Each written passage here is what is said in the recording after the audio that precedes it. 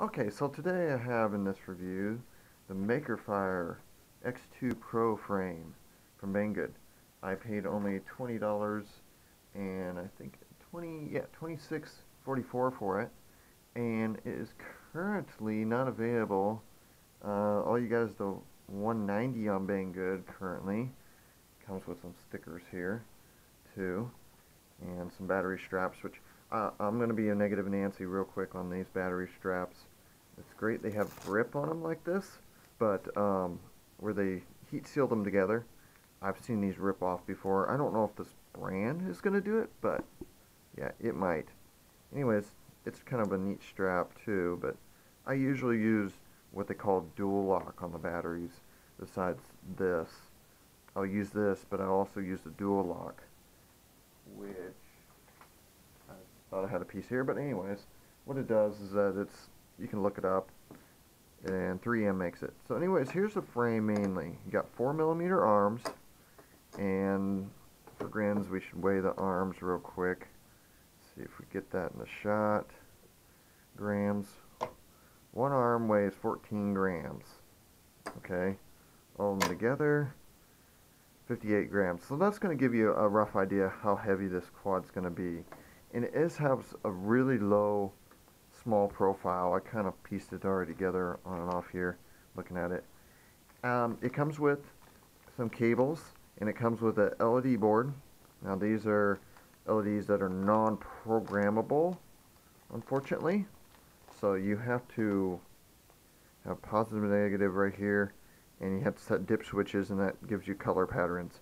These do not have the chips in every single LED for you to run to a flight controller, which is programmable. The negative to this board, I've noticed, is that you got one layer here and you have one layer here that's positive and negative, different surface, and this sits in the frame like this, and it's kind of loose, and if it vibrates enough, you're going to end up with your copper etching into the carbon fiber and maybe a short later down the road. So I don't run LEDs hardly ever. I usually, if I'm going to, I buy the strips or get some board that's a little better thought out, that's not going to ground out. Anyways, it comes with it, great, but comes with the wires here, sorry, and these wires go to a power distribution board, and this power distribution board has an OSD built into it. So is that a good thing or a bad thing? Well, let's think about it here for 1 second. So you have power distribution board. Your ESCs are going to create a lot of noise, and you have video running through it, as Bruce from RC Model Reviews always talks about. And you have all this filtering with 5 volts and 12 volts input and output there, and that may make a lot of noise on top of this OSD.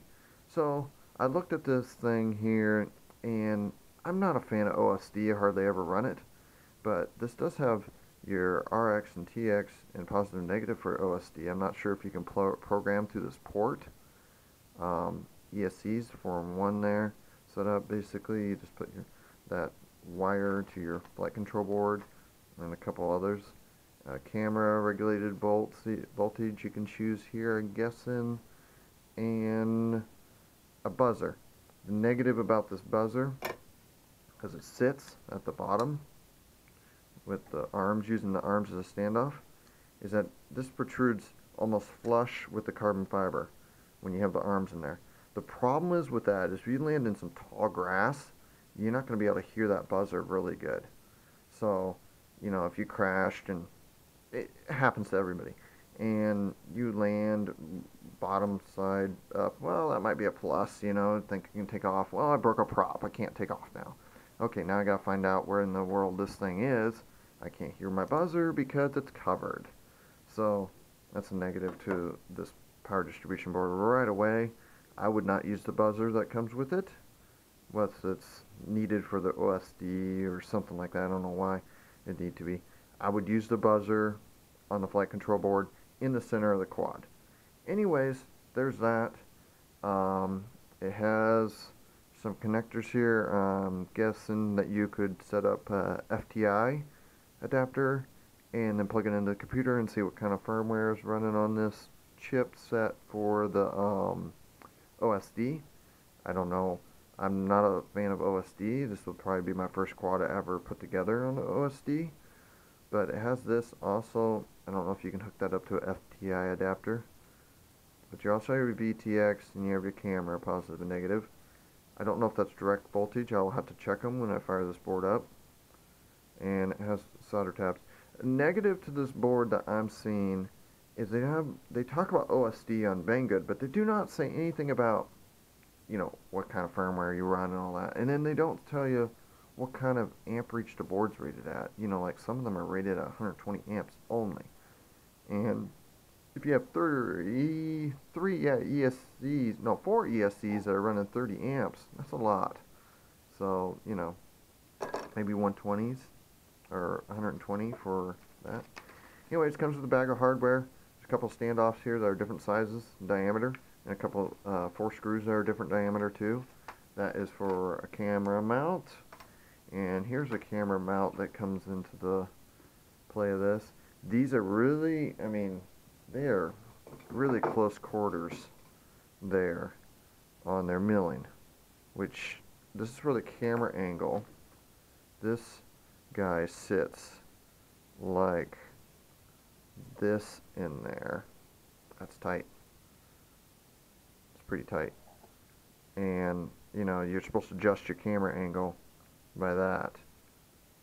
And that's really close quarters to be breaking right there in that carbon fiber. I mean, they would have been better off to try to make like an Eagle mount or a Swift or any of those, you know, camera mounts that go like that, and I would have just bought a camera specifically for this quad that would have been set up for that.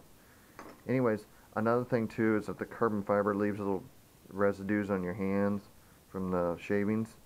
I have not cleaned this carbon fiber. I recommend it.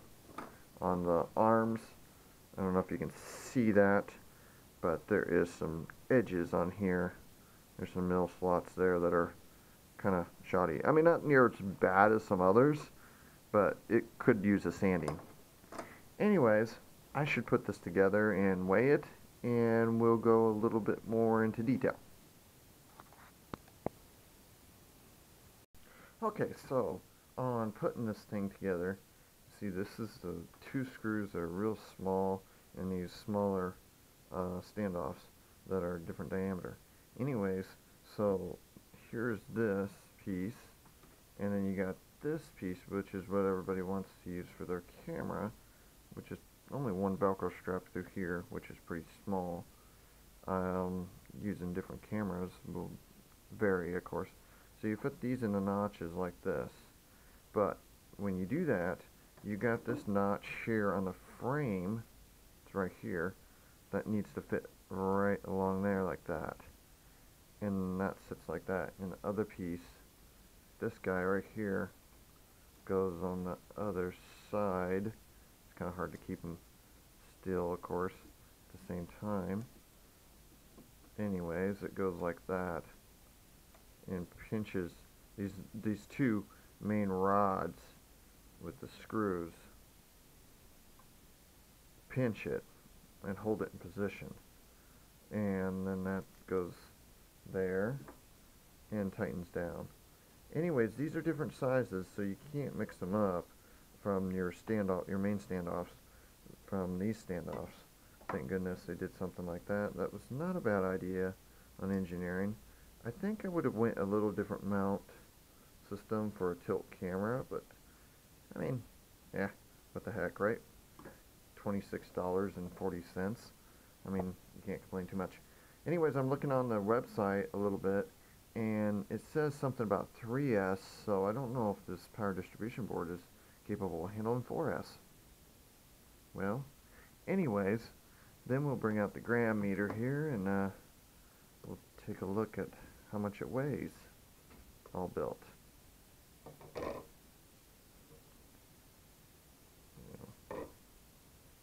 143 grams.